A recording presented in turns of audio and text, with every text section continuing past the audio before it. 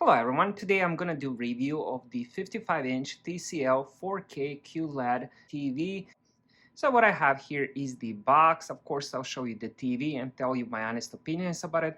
But here's the box. Now what this TV has is the QLED. Now don't get that mistaken with the OLED, but QLED is definitely kind of middle between the regular LED and OLED TV. This TV also has 4K HDR, contrast control zones, Dolby Vision Atmos. It also has auto game mode, which I will show you that with my Xbox. Now this TV also has 3 HDMI's, Wi-Fi, Bluetooth, and it also has natural motion 240. Now this TV is 60 Hz refresh rate, but the natural motion helps when you're watching a lot of fighting scenes, or for example if you're playing a lot of games. That natural motion 240 really helps with fast moving scenes. Next, let me show you the remote before I do anything else. This is how the remote looks. I think the remote looks pretty premium, unlike some other cheaper remote. It does have the rubber buttons, which is nice. It's not all plasticky. I never hear any noise whenever I'm pressing the buttons. Next, let's talk about the TV. This TV runs Google OS, which is the same as the new Google Chromecast.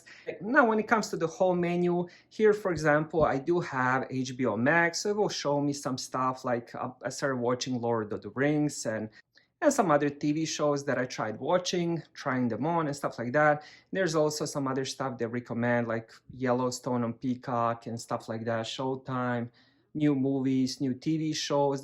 But this is pretty much their homepage. It will give you a lot of different options.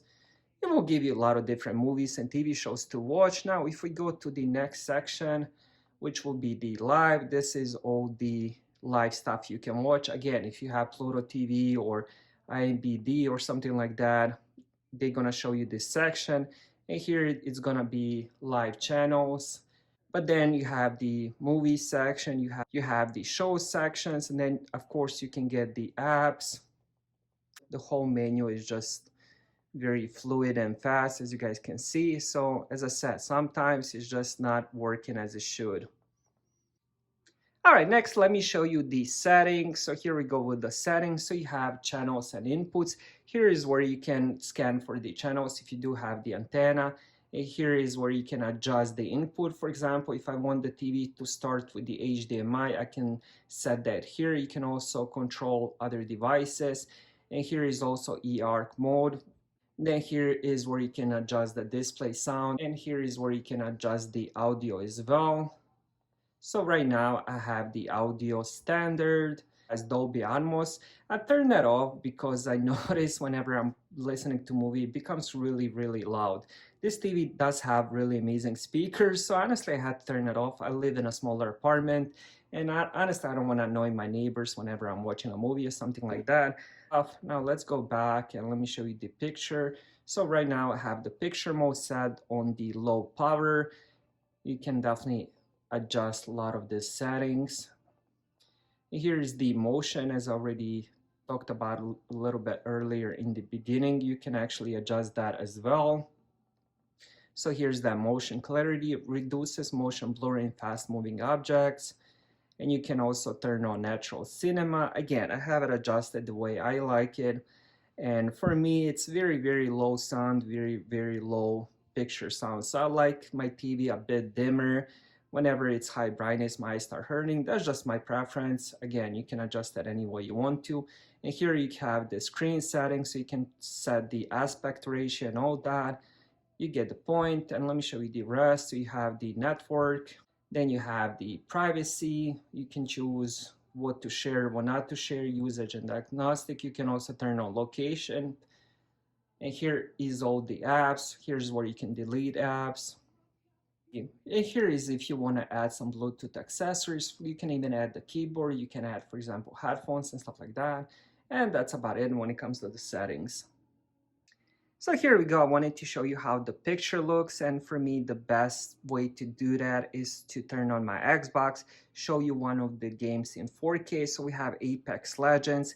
Now this TV supports game mode, which increases the brightness, the color, and everything. And as you guys can see just from this home screen, the colors look very vibrant. I can do a lot of different adjusting, but for me I really like how the picture looks. So let's go with the game.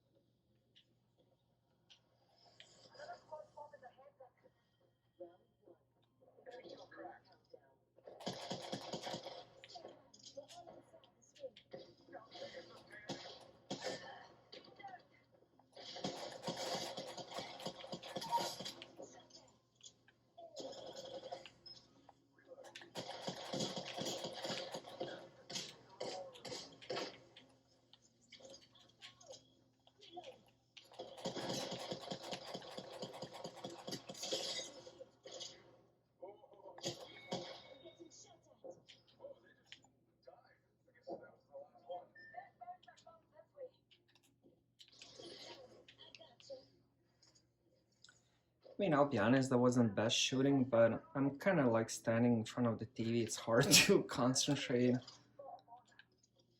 Probably should keep my.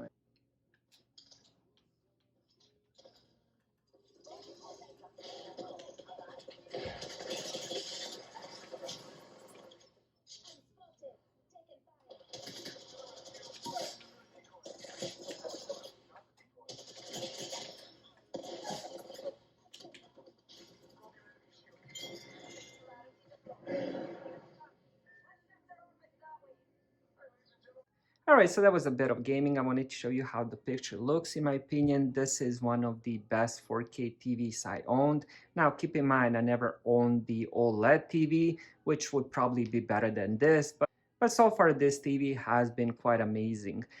Now, when it comes to the sound, it's super loud. It has a good bass, so it will make you feel like you're in the cinema. Now, it also has Dolby, which I turned off for a reason I explained earlier. I'm using this TV for quite a while, and I'm very impressed with the TV. The only complaint I would have about the TV is a little bit about the Google OS smart features. Sometimes it's just a little bit buggy and slow, but that can be easily fixed with some updates. Thank you guys for watching and have a great day.